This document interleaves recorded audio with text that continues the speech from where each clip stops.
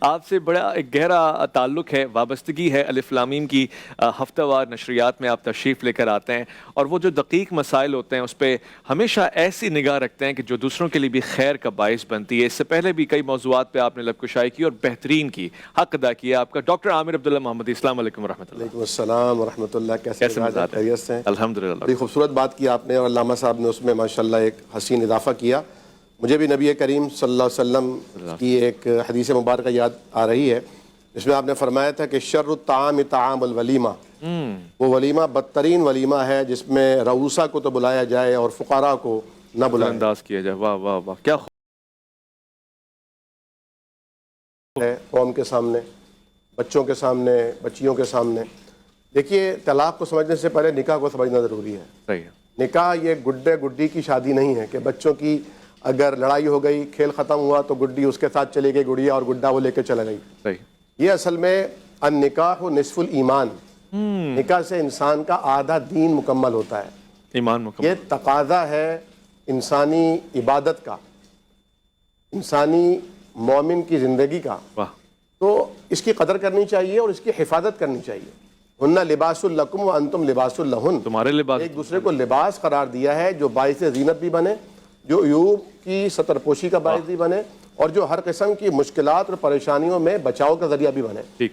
لیکن جس طرح مفتی صاحب نے فرمایا کہ ایک تو اصل جو مرض ہے، اصل جو بنیاد ہے وہ جہالت ہے، صحیح یعنی لا علمی ہے۔ صحیح۔ طلاق دینے والے کو پتہ ہی نہیں ہے کہ طلاق دی کس طرح جاتی ہے۔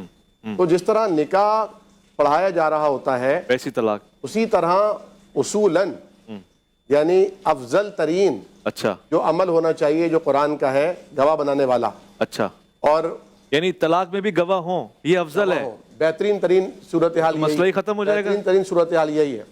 اور دوسری بات یہ کہ دیکھیے، طلاق کی دو قسمیں سب بیان کرتے ہیں، ایک طلاق سنت اور ایک طلاق بدعت۔ جی۔ اور بدعت ہر ایک کے ہاں سنت کو زیادہ اختیار نہیں کر سکتی۔ وہ لوگ بھی جو بدعت حسنہ کو قبول کرتے ہیں اور بدعت سیئہ کو قبول نہیں کرتے، وہ ان کے ہاں بھی بدعت بہرحال سنت نہیں ہے، نہیں ہے، نہیں ہے، ہو ہی نہیں سکتی، مستحب بھی نہیں ہے۔ صحیح تو چنانچہ جب وہ ڈکلیئر کی جا چکی ہے کہ یہ طلاق بدعت ہے، یعنی ایک مجلس میں اکٹھی طلاق دینا بلکہ قابل تعذیر ہے۔ صحیح ہے۔ یعنی حضرت فاروق اعظم رضی اللہ تعالیٰ عنہ کے دور اقدس میں اگر کوئی خبر ملتی کہ اس نے 3 طلاق اکٹھی دی ہیں تو آپ فرماتے تھے کوڑے مارو، کوڑے مارو۔ اور ہمارے قانون میں بھی اسلامی نظارتی کونسل نے، جس میں تمام مکاتب فکر کے علماء کرام نے متفقہ طور پر ایک ریگولیشن پاس کیا کہ قانون بنایا جائے جو شخص بھی 3 طلاق اکٹھی دے اسے سزا ملنی چاہیے۔ ٹھیک ہے۔ تو میں جس طرح حضرت نے روزے کی حالت میں قوم کے وکلاء سے، ایڈوکیٹ حضرات سے اپیل کی ہے، میں ملت کے تمام علماء کرام سے دست بستہ یہ درخواست کرتا ہوں کہ کوئی ایک جمعہ پورے پاکستان میں اس موضوع پر پڑھایا جائے، بہت خوب، بہت جس خوب۔ میں عوام کو یہ شعور دیا جائے کہ اگر آپ ایک محفل میں 3 طلاق دیں گے تو آپ گناہگار، کیونکہ آپ نے قرآن کا راستہ ترک کیا، سنت کا راستہ ترک کیا، گناہگار ہو گئے، گناہگار ہو جائیں گے۔ نفس کی پیروی کی طرف آپ گامزن ہوئے۔ اچھا، اس کو گناہ سے ملا دینا بالکل مناسب ہے، یعنی ایک مجلس میں اگر ہو جائے طلاق، طلاق سنت نہیں ہے، خوار تو ہو ہی جائیں گے، خوار ہوں گے، خوار تو ہو ہی جائیں مگر گے، جائز ناجائز کا فرق وہ ایک الگ۔ وہ ایک الگ معاملہ۔ لیکن آپ نے بات بڑی ویلڈ کی، ایک جو اگر کورٹ سے، ویسٹرن کورٹ سے یا کسی ایسی اتھورائز مقام سے مل گئی ہے خلا، تو اس کے بعد اس کو کسی سے رجوع کرنے کی ضرورت ہے حدیث اور شریعت کے معاملات کو پورا کرتے ہوئے؟ دیکھیے، اصولی طور پر اسلام کا جو مزاج ہے اس میں نرمی ہے، آسانی ہے، الدین و یسرن۔ تو جیسا کہ علامہ صاحب نے بھی فرمایا کہ اس کے بڑے مفاسدات سامنے آ رہے ہیں اور اس کو مزید آسان کی جانے کی ضرورت ہے۔ جب آپ نے مرد کو یہ حق دیا ہے کہ وہ طلاق دے دیتا ہے اور اس کی طلاق مؤثر ہوتی ہے، اور ابھی آپ بریک میں کہہ رہے تھے کہ ایک صاحب نے یعنی اپنے بیٹے کے موبائل اٹھا کے طلاق دے دی، جی، اور مفتی صاحب نے فتویٰ دیا کہ ہاں جی یہ طلاق ہو گئی۔ اور میرے سامنے بھی ایک ایسا واقعہ پیش آیا ہے کہ ایک صاحب نے اپنی ٹوپی اتار کر بیٹے کے پیروں میں رکھی، پہلے تشدد کیا، پھر اسے ایموشنلی بلیک میل کیا کہ طلاق دو، اور زبردستی طلاق دی اس نے۔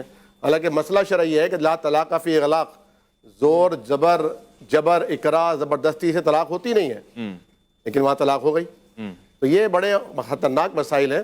تو یقینی طور پر جو جج ہیں، عدالت ہے، یہاں تو یقینی طور پر مسلمان ججز ہیں اور اگر وہ اس کے تقاضے پورے کرتے ہیں 3 نوٹس جاری کرتے ہیں اور شوہر بھاگ رہا ہے تو عورت کو لٹکایا نہیں جا سکتا بلکہ اس کی خلا کی تنسیخ نکاح کی جاری ہوگی.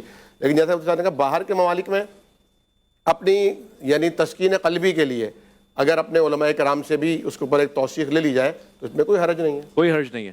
اچھا, زبردستی طلاق کی قلبی والا معاملہ ہو جائے. نازک اور حساس سوال اور آزادانہ سوال, حلالے کا پروسیس آسان ہے, مشکل ہے کہ نہیں ہے, ویلڈ چیز ہے آج کے دور میں, جو رائج ہے وہی ہے؟ بالکل حلالہ شریعت نے حلال سے حلالہ نکلا ہے. جی, یعنی قرآن نے فرمایا ہے کہ اگر کوئی مرد اپنی بیوی کو طلاق دیتا ہے اور وہ طلاق مؤثر ہو جاتی ہے تو اب وہ اس کی بیوی نہیں رہی. اب اگر وہ کہیں شادی کرتی ہے اور باقاعدہ شادی کرتی ہے, یعنی کوئی وہ پری پلان کوئی منصوبہ یا سازش نہیں ہوتی, جی, کسی کو بیوقوف نہیں بنایا جا رہا ہوتا, باقاعدہ شادی ہوئی ہے, استخارہ کیا گیا, نکاح ہوا, مہر طے ہوا اور وہ وہاں رہ رہی ہے, لیکن اتفاقاً بالفرض وہاں طلاق ہو جاتی ہے اس کی یا وہ شوہر مر جاتا ہے, تو اب وہ اپنے پہلے شوہر کے لیے حلال ہو سکتی ہے نکاح کے ذریعے. لیکن ہمارے ہاں جو مروجہ حلالہ ہے جس کی علماء کرام اجازت نہیں دیتے, کوئی مسلک بھی اس کی اجازت نہیں دیتا, پروموٹ نہیں کرتا, لیکن یہ نہ جانے کس طرح ایک چیز جو ہے وہ مس یوز ہوئی اور یہ کہا جانے لگا کہ بھئی آپ کچھ دن کے لیے جو ہے وہ کسی کے ساتھ کر لیجئے. اور پھر وہ گئے, دروازہ کھٹکھٹایا, قاری صاحب باہر آئے, کہا بھئی آپ نے کہا تھا میں 2 دن بعد طلاق دے دوں گا میری بیوی کو. میں کہا تیری بیوی کو میں طلاق کیوں دوں گا؟ میں کہا نہیں وہ جو آپ کی بیوی ہے. میں کہا تو میں اپنی بیوی کو تیرے کہنے سے طلاق کیوں دوں گا؟ میں کہا بھئی طے ہوا تھا نا ہمارے درمیان. اس نے کہا کہ تم پوچھ لو بھائی اپنی سابقہ بیوی سے. ٹھیک ہے. اس نے کہا خدا کا خوف کرو, اب میں اسی کی بیوی ہوں, اسی کے ساتھ رہوں گی. ہمارے ایک بزرگ کہا کرتے تھے کہ طلاق دی کس نے ہے, غلطی ہوئی کس سے تھی, مرد سے, تو حلالہ بھی مرد کا ہی ہونا چاہیے. بھائی کیا بات ہے, عورت کا حلالہ کس میں علامہ صاحب